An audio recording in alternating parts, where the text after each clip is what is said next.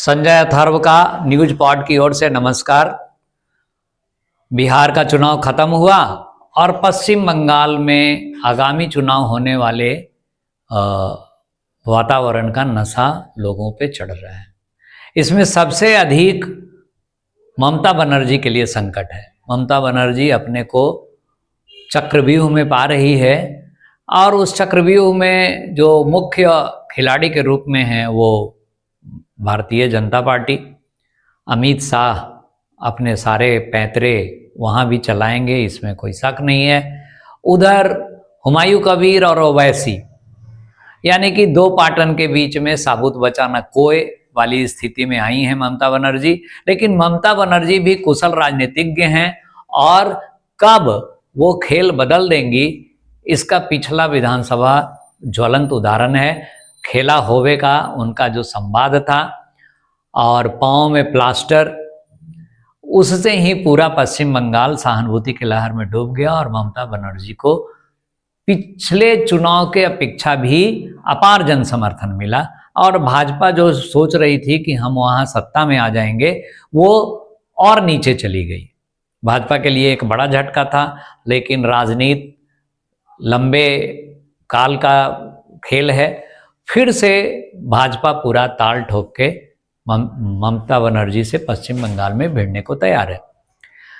इधर हुमायूं कबीर ने जो बाबरी मस्जिद का शगुफा छोड़ा और जिसके कारण हिंदू वोटरों को ध्यान में रखते हुए ममता बनर्जी ने उन्हें तृणमूल कांग्रेस से बाहर किया। अब वो हुमायूं कबीर पूरे राज्य में लड़ना चाहते हैं।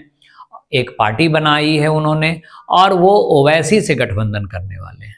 ओवैसी जो धर्मनिरपेक्ष दल हैं, सेकुलर जो पार्टियां हैं, उनके लिए एक नया खौफ बनकर आए हैं और उसका परिणाम पिछले विधानसभा चुनाव में बिहार में उन्होंने दिखाया था जब वो 6 सीट जीत चुके थे।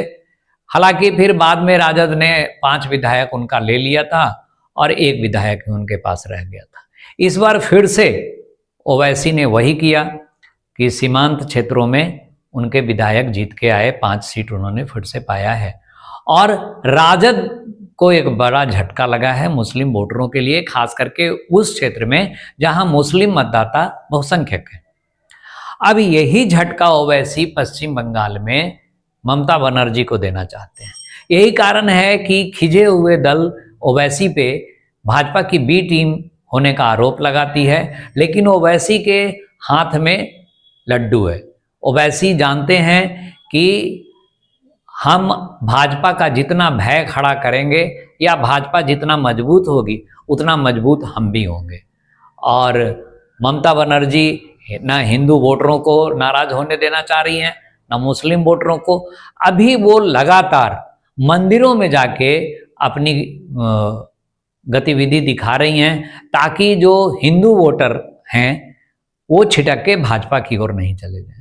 लेकिन ममता बनर्जी एक ऐसे द्वंद्व में फंस चुकी हैं, एक ऐसे पाट में बीच में आ गई हैं कि अगर वो हिंदू मतदाताओं को ध्यान में रख के कुछ करेंगी तो निश्चित रूप से मुस्लिम मतदाता नाराज होंगे और मुस्लिम मतदाता के नज़र में आने के लिए वो कुछ करेंगी तो हिंदू मतदाता नाराज होंगे। आप बखूबी परिचित हैं पश्चिम बंगाल की घटनाओं से, कैसे ममता बनर्जी मुसलमानों को तरजीह देते हुए हिंदुओं को दोयम दर्जे में रखती रही हैं। कैसे उन्होंने रामनवमी के जुलूस के समय में अपने प्रशासन के माध्यम से कैसे हिंदुओं को प्रताड़ित करने की कोशिश की। या आप ये भी देखते हैं कि कैसे आपने देखा होगा पिछली बार कि केवल जय श्री राम के नारे से ही वो चिढ़ जाती थी और किसी भी यूट्यूबर पे, किसी भी पत्रकार पे वो जल्ला जाती थी। लेकिन इन सब के बावजूद उन्होंने गेम जीता था और जीता था वो खेला होवे किनारे से। इस बार ममता बनर्जी क्या खेला करती हैं? इस बार अमित शाह का जो चौपड़ है वो कहाँ तक पहुँचता है? शाह तक पहुँचता है या मात दे पाते हैं, या जो उनके पश्चिम बंगाल में शुभेंदु अधिकारी वगैरह नए कर्णधार हैं वो कितना रंग ला पाते हैं, ये देखना दिलचस्प होगा। और निश्चित रूप से बिहार के चुनाव से ज्यादा रोचक होगा पश्चिम बंगाल का चुनाव, क्योंकि ममता बनर्जी यहां तक धमकी दे रही हैं कि भाजपा ने अगर मेरा खेल बिगाड़ा तो पूरे देश में हम भाजपा का खेल बिगाड़ देंगे। क्या करेंगी ममता बनर्जी, वो उनके मन में है। लेकिन इससे निश्चित रूप से भाजपा डरने वाली नहीं है, क्योंकि भाजपा जान रही है कि जितना ज्यादा ममता बनर्जी चिढ़ेगी, जितना ज्यादा ममता बनर्जी डरेंगी, जितना ज्यादा ममता बनर्जी बौखलाएंगी, उतना ही भाजपा को लाभ होने वाला है। और उनको बौखलाने में ओवैसी भी निश्चित रूप से पिन मारेंगे, क्योंकि वो जिस तरह से उग्र भाषण पश्चिम बंगाल में बनाए जाने वाले बाबरी मस्जिद के प्रस्ताव पर दिए हैं, वो निश्चित रूप से ममता बनर्जी के लिए भारी पड़ने वाला है। हम लोग भी उस इंतजार में हैं। आप भी देखिए, हमारे साथ बने रहिए और कमेंट कीजिए, लाइक कीजिए, शेयर कीजिए, हमारे चैनल को बढ़ाइए, हमारे पेज को बढ़ाइए, ताकि हम आपके साथ एक लंबे समय तक जुड़े रहें। धन्यवाद।